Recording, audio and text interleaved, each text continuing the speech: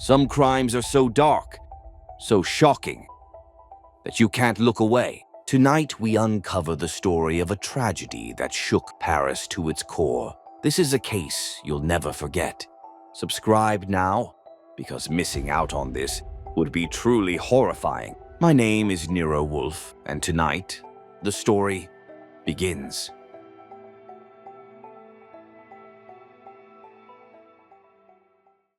On a gray autumn day, a young Parisian girl was, as usual, returning home from school, hoping to drop her heavy backpack and have a snack. But as she approached the apartment building where she lived, she was met by a young woman who started a conversation with her. It didn't take much effort for the woman to persuade the girl to come into her apartment. The schoolgirl probably saw nothing dangerous in it. After all, it was a petite young woman, not an unfamiliar man who might have all sorts of thoughts in his head. Besides, they were neighbors living in the same building. The girl followed her new acquaintance. But as soon as she entered the apartment, the door slammed shut, and a nightmare began, one that is hard to put into words. 12-year-old Lola Daviet disappeared, and she was never seen alive again. It was Friday, October 14th, 2022. Johann and Delphine Daviet were waiting for their daughter, Lola, to return from school. The girl knew that on Fridays the family usually went to their country cottage in the town of Bethune, 3 hours' drive from Paris, so she understood she shouldn't be late.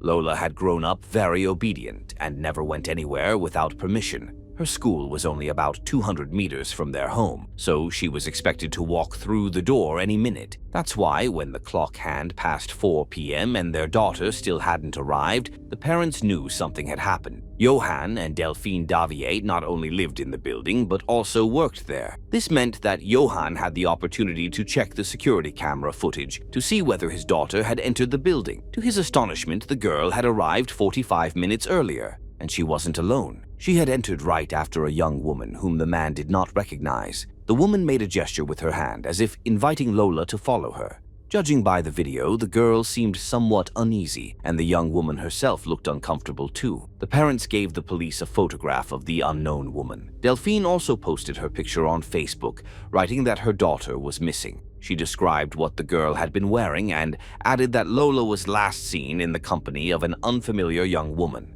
Delphine urged anyone who might know something to contact the police or the Daviet family. The post was shared by thousands of concerned citizens. People took to the streets to help search for the girl. The search continued for several hours, until at 11:20 p.m., a homeless man entered the inner courtyard of the building where Lola's family lived. He was possibly looking for a place to sleep or something of the sort.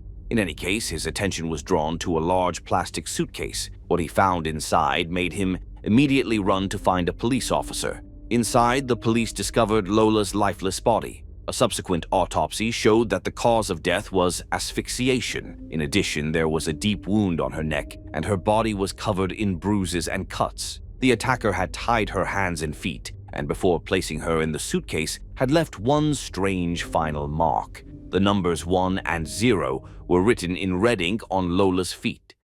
Paris held its breath that night. Darkness and fear spread through the city, leaving everyone unsettled. People asked themselves the same question: how could something so shocking happen here? But the nightmare was only beginning. Somewhere out there, the mystery was far from solved.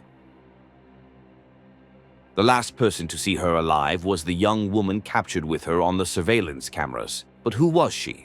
It didn't take long for the police to find her, and when they did, the story that unfolded about Lola's murder made their hair stand on end. Investigators decided to finish watching the footage that Lola's father had started. About an hour and a half after Lola came home, accompanied by the stranger, the same young woman was seen leaving the building. She had changed into different clothes and was carrying a large suitcase and 2 smaller bags with wheels. It was the same type of suitcase in which Lola's body would later be found. It became clear that the mysterious stranger was at the very least involved in what had happened to Lola. Police began interviewing potential witnesses to see if anyone had noticed where the woman went after leaving the building.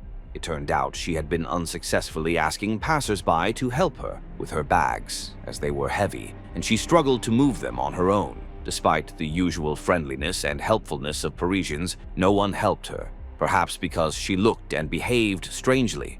Her makeup was smudged, and she was muttering to herself. At one point, she went into a cafe and bought a croissant. Meanwhile, the suitcase was left standing right in the middle of the street. Passers-by wondered what might be inside it, because, according to several witnesses, it smelled strongly of bleach and had red stains on it. Yet, obviously, no one could have imagined that a human body was inside. One witness, who turned out to be crucial for the investigation, also saw the woman enter the cafe. She approached him and asked if he could give her a ride. The woman offered him money for his help and claimed she needed to deliver organs. The man got scared and refused, but he parked his car a short distance away and kept watching her. The woman seemed upset and kept talking to herself. At around 6:30 p.m., a car pulled up. The driver loaded the suitcase and bags into the trunk and drove off with the strange woman. Because the witness was disturbed by what he saw, he wrote down the car's license plate number and later gave it to the police. The police didn't take long to find the driver of the car, the VTC taxi company chauffeur, Rashid N. He confirmed that he knew the mysterious young woman. Her name was Daviet. She was 24 years old, and they had dated at some point. Daviet had called him and asked for help with her luggage. He went to her place at her request, without asking many questions. Rashid drove Daviet to his home in Asnières-sur-Seine, a suburb of Paris. There, the woman asked for permission to do some laundry and took a shower. She borrowed some of his clothes while hers were being washed. Around 10 p.m., they went out to grab a bite and returned shortly after, when Daviet was preparing to go home. However, the man stated that he had only just brought her and did not intend to make the whole return trip at that hour. Instead, he called another VTC car for her. When the arriving driver saw that the passenger had heavy suitcases, he hurried to help, but Rashid roughly stopped him and ordered him not to touch the luggage, neither now nor when they reached the destination, essentially letting the passenger handle it herself. The woman got into the car, gave the address, and they set off. When they arrived, she didn't get out of the car but called someone. The conversation was quiet but occasionally tense. Daviet asked for help, but her request was refused. As it later turned out, she was calling her sister, who lived in the same apartment building as Lola's family. Daviet asked her sister to come down, let her into the building, and help carry the suitcase and bags to the apartment. But her sister, clearly aware of who Daviet was, said, No, I won't help you. I don't want to know what's in those bags. Don't bring them here at all."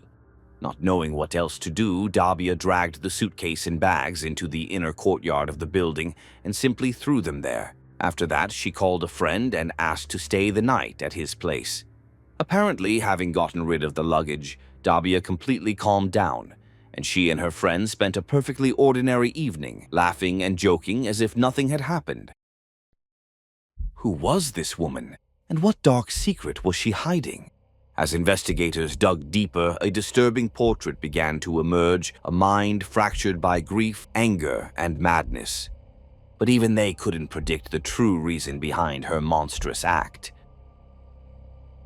So, just 2 days after the camera captured Lola and Daviet together, Daviet was arrested. The police began trying to learn everything they could about her. She had come to France from Algeria 6 years earlier with her mother and 2 sisters. In 2018, 2 years after the move, the police first heard Daviet's name, not as a suspect but as a victim of domestic violence. Relatives and friends described her as a very religious person, and an ex-boyfriend even said she was obsessed with the church.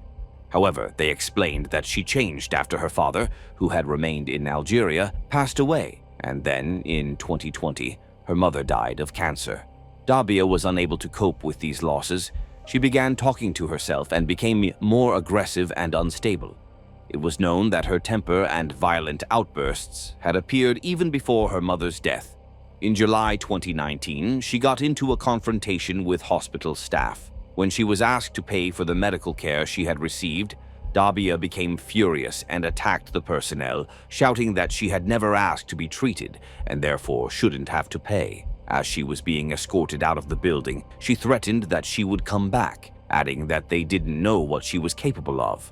Despite this outburst, she had no criminal record by the time she was detained in August 2022. She was no longer studying and no longer had legal residency status in France. But since she hadn't committed any offenses, she was released and given 30 days to either sort out her paperwork or leave the country. However, she did neither. She simply disappeared from the radar of official authorities. She had no job, no permanent home, and was officially listed as homeless, although in reality she had moved in with her sister. Her older sister later admitted that Daviet had clearly been showing signs of mental instability for some time. She couldn't handle rejection, and every time something didn't go her way, she would explode in anger. Still, Daviet refused any psychiatric treatment, and her sister didn't know what else she could do to help her. During questioning, Daviet confessed to the crime several times, and then took back her words. When police showed her the photographs of how Lola had been found, she said that the images made her feel neither hot nor cold, adding that she too had been abused and had watched her parents die before her eyes. She told investigators that she lured Lola into her sister's apartment, where she forced the girl to undress and take a shower. Daviet then assaulted her, tied her hands and feet, and covered her face with tape.